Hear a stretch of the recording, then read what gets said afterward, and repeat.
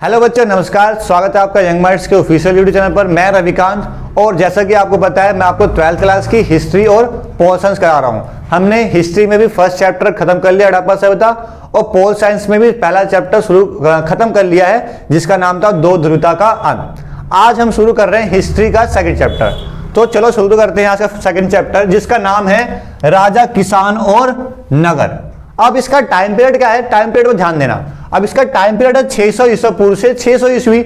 लेकिन हमने पढ़ा कि जो हड़प्पा सभ्यता थी, हड़प्पा सभ्यता का टाइम पीरियड क्या था, अगर आपको याद होगा फर्स्ट चैप्टर जब पढ़ा है तो। अगर नहीं पढ़ा तो वीडियो को जरूर देख कर आए, उसमें सारी इंफॉर्मेशन आपको मिल जाएगी। तो हमने पढ़ा था जो हड़प्पा सभ्यता जो टाइम पीरियड था वो हमारा था 2600 ईसा पूर्व से 1900 ईसा पूर्व था। ठीक है। अब डायरेक्ट 1900 से सीधा 600 ईसा पूर्व कैसे आ गया, मतलब कि यहां पर पूरे कितने 1300 साल का आखिर कहां गए, तो इसके बारे में हमें पहले जानना है, तब हम इस टाइम पीरियड पे आएंगे। तो आपको पता होगा कि जो 1500 ईसा पूर्व से 600 ईसा पूर्व के बीच के टाइम पीरियड में हमारे 4 वेदों को लिखा गया। अब जो ये जो टाइम पीरियड था 15 से 6वीं शताब्दी तक, इस टाइम पीरियड जो वेद लिखे गए, इसलिए इसको क्या नाम दिया गया है, वैदिक काल कहा गया। जैसे पढ़ सकते हो, मैंने नोट में लिखा भी है कि इस समय काल में यह समय के बारे में जानकारी प्राप्त करने का जो सबसे प्रमुख जो हमारे पास स्रोत है वो क्या है, वेद है।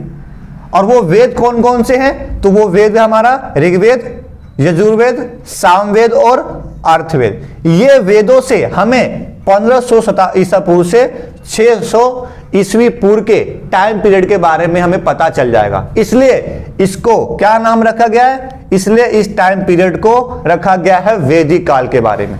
तो ये कंफ्यूजन दूर होनी चाहिए आपकी कि आखिर 1900 के बाद डायरेक्ट 600 ईसा पूर्व क्यों आ गया, आखिर 1300 साल गए कहां, तो कहां गए, तो इस टाइम पीरियड में ये 1300 साल के बीच में कहीं ना कहीं हमारे वेदों को लिखा गया, इसलिए इसको वैदिक काल के नाम से जाना जाता है। ठीक है, ये तो हो गया हमारा नॉर्मल सा बेसिक हो सकते हैं नॉलेज हो गया। ठीक है, अब हमारा जो इस चैप्टर का फर्स्ट जो आप देखोगे पॉइंट है या टॉपिक है, वो क्या है हमारा, वो है प्रियदर्शी और प्रिंसेप और प्रियदर्शी के बारे में। आखिर प्रिंसेप कौन थे, तो आपको पता होगा जो प्रिंसेप है उनका पूरा नाम है जेम्स प्रिंसेप, जो कि क्या थे, ईस्ट इंडिया कंपनी। आपको पता है हमारे भारत में ईस्ट इंडिया कंपनी के ने हमको गुलाम बनाया था। तो जो ईस्ट इंडिया कंपनी के एक अधिकारी थे, जिन्होंने क्या किया 1830 के दशक में क्या कि 2 लैंग्वेज के बारे में पता लगा लिया या उनका अर्थ निकाल लिया, जिसमें थी कि एक थी खरोष्ठी और ब्राह्मी लिपि। ये जो ऐसी लिपि थी जो प्राचीन काल में लिखी जाती थी, जिसको कोई समझ ही नहीं पा रहा था। अब भाई हम जब पढ़ना तभी सीखेंगे, या जो भी चीज हमें पाया गया है हम कब पढ़ पाएंगे, जब हमको उसको पढ़ना है, उसका अर्थ पता हो।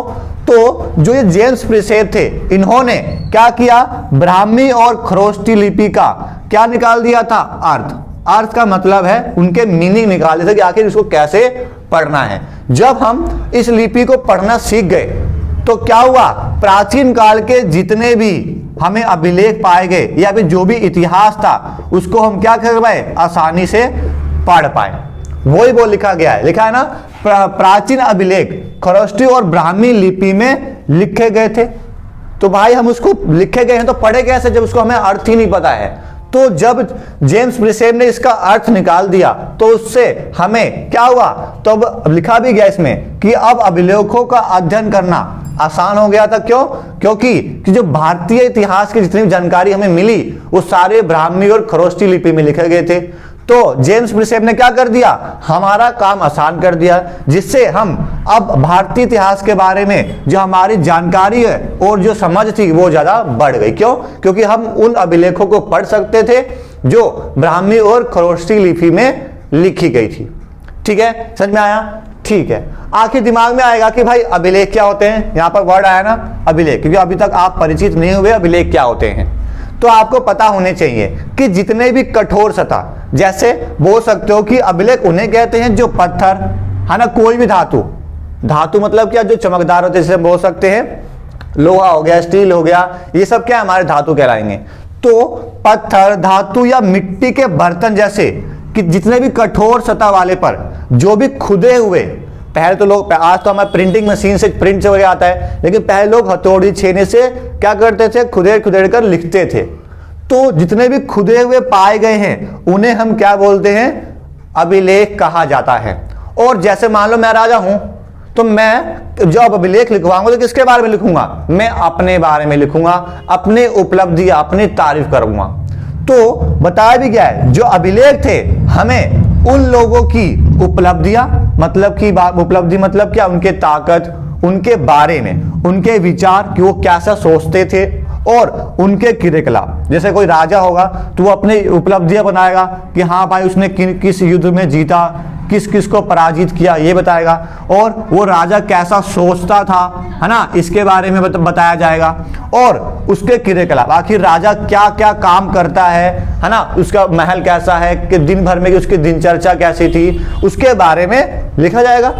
और वो लिखवाने का काम कौन कर रहा है, वो ही कर रहा है, लेकिन उसके जो अंडर में बहुत सारे जो लोग होंगे वो लिखने का काम कर रहे हैं। तो मेनली हम ये कह सकते हैं कि जो अभिलेख होते हैं वो हमें मेनली जो लिखवाता है उसके बारे में बताता है कि वो उसकी उपलब्धियां क्या क्या है, वो कैसा सोचता है, साथ साथ वो क्या क्या काम करता है, उसके बारे में हमें अभिलेख से जानकारी मिलती है। ठीक है, आगे हम बोल सकते हैं, जो आप देखोगे कि जो शुरुआती हमें जितने भी अभिलेख मिले वो हमें किस भाषा में मिले, प्राकृतिक भाषा।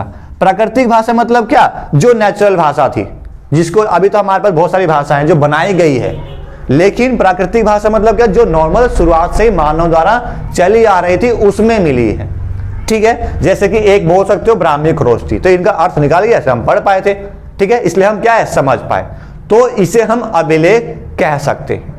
ठीक है, तो बच्चों आज के हम लास्ट टॉपिक पे चलते हैं, जो कि हमारा है कि जो 6ठी शताब्दी ईसा पूर्व का जो समय है, मतलब कि 600 ईसा पूर्व से 600 ईस्वी बीच के जो टाइम पीरियड है, इसे इतना महत्वपूर्ण क्यों माना जाता है।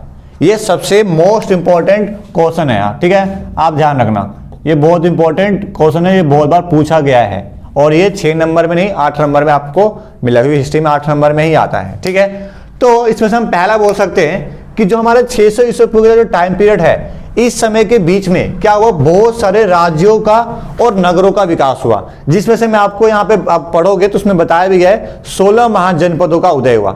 मतलब कि आपको पता होना चाहिए, है ना, गुप्त साम्राज्य के बारे में, है ना, अशोक जो था, है ना, ये सब बहुत सारे राज्यों का भी उदय हुआ इसी टाइम पीरियड के बीच में हुआ है। ठीक है, दूसरा है लोहे का प्रयोग। अब 6ठी शताब्दी ईसा पूर्व से पहले लोहे का प्रयोग बिल्कुल भी नहीं हुआ था। जैसे मैंने बताया था हड़प्पा सभ्यता में कि लोहे के अवशेष नहीं पाए गए थे, लेकिन इस टाइम पीरियड में क्या 600 ईसा पूर्व के समय के बाद क्या हुआ, लोहे का प्रयोग भी होना भी शुरू हो गया। मतलब बोल सकते हैं कि इस समय के बीच में लोहे के साक्ष्य पाए गए थे। मतलब हम कह सकते हैं कि हाँ, इस टाइम पीरियड के बीच में लोहे का प्रयोग होना शुरू हो गया था। ठीक है, अगला है सिक्कों का विकास। अब इस समय में मैंने अभी बताया कि बहुत सारे राज्यों का और नगरों का विकास हुआ। तो जब नगर या फिर राजाओं का उदय हुआ तो राजाओं ने क्या किया, अपने अपने साम्राज्य में क्या बनाए, अपने अपने सिक्कों को भी डाला। ठीक है, सिक्कों को ढाला शुरू कर दिया, वो अपने अपने हिसाब से अपने अपने सिक्के बनवाते थे। तो हम कह सकते हैं क्या कि इस समय में क्या हुआ, सिक्कों का भी विकास हुआ, जिसके बारे में हम आगे इस चैप्टर में पढ़ने भी वाले हैं। ठीक है, अगला है ग्रंथों की रचना। अब जो हमारा बौद्ध धर्म है ना, बौद्ध और जैन धर्म है, वो उसका जो मतलब बौद्ध और जैन धर्म, ठीक है,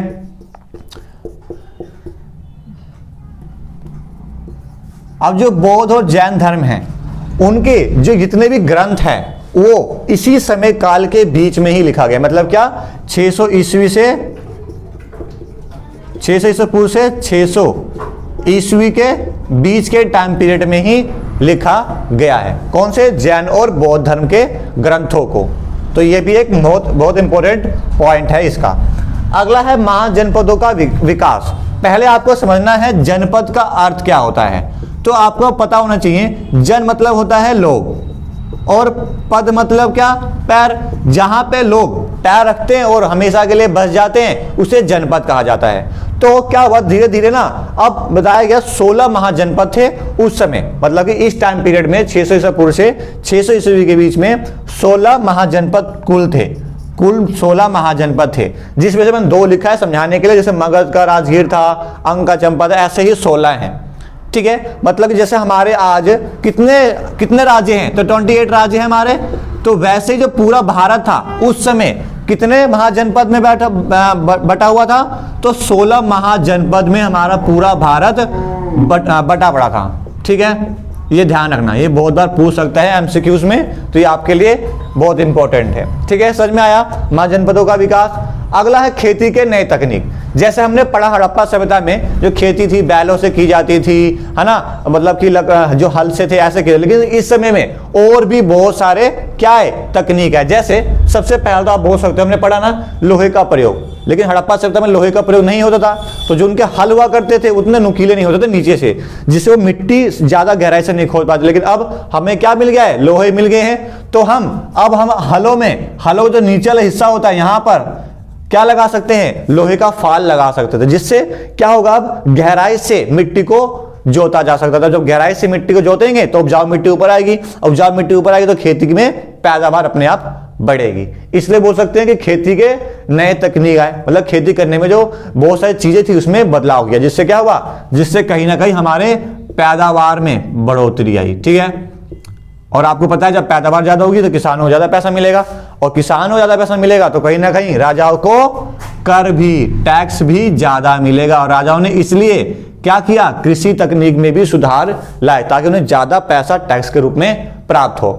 ठीक है, अगला है अंतिम संस्कार के नए तरीके। जैसे हमने हड़प्पा सभ्यता में पढ़ा कि अंतिम संस्कार के तरीके के बारे में, अब क्या हुआ, मतलब कि अब जो अंतिम संस्कार को लेकर जो तरीके थे उसमें बहुत सारे चेंजेस आना शुरू हो गया था। पहले लोग जो क्या करते थे, अपने मित्रों के साथ चीजें दफनाया करते थे, अब लोगों ने दफनाना बंद कर दिया होगा। ठीक है, ऐसे बहुत सारे चेंजेस भी आने शुरू हो गए थे। वो कौन से टाइम पीरियड में, तो 600 ईसा पूर्व से 600 ईस्वी के बीच के टाइम पीरियड में। ठीक है, अगला है अनेक महत्वपूर्ण राजाओं का उदय।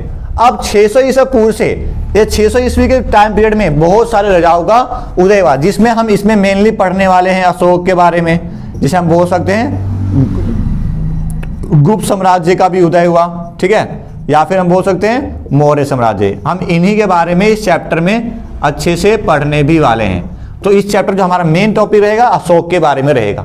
तो ये बड़े बड़े राजाओं का उदय कब हुआ, तो वो भी हुआ हमारा 600 ईसा पूर्व से 600 ईस्वी के टाइम पीरियड में ही हुआ। तो ये हमारे 8 पॉइंट्स हैं जो कि हमें ये दिखाते हैं कि 600 ईसा पूर्व से 600 ईस्वी का जो टाइम पीरियड है, जो समय काल है, वो इतना महत्वपूर्ण क्यों माना जाता है। तो आज की वीडियो बच्चों हम यहीं एंड करते हैं। नेक्स्ट वीडियो में जल्दी मिलेंगे, और अपने दोस्तों को ज्यादा से ज्यादा वीडियो को जरूर शेयर करें। और नोट्स के लिए आप हमारे इंस्टाग्राम पे फॉलो कर सकते हो, वहां पे मैं सारे नोट्स ये वहां पे अपलोड कर देता हूं। ठीक है, तो मिलते हैं नेक्स्ट वीडियो में। जब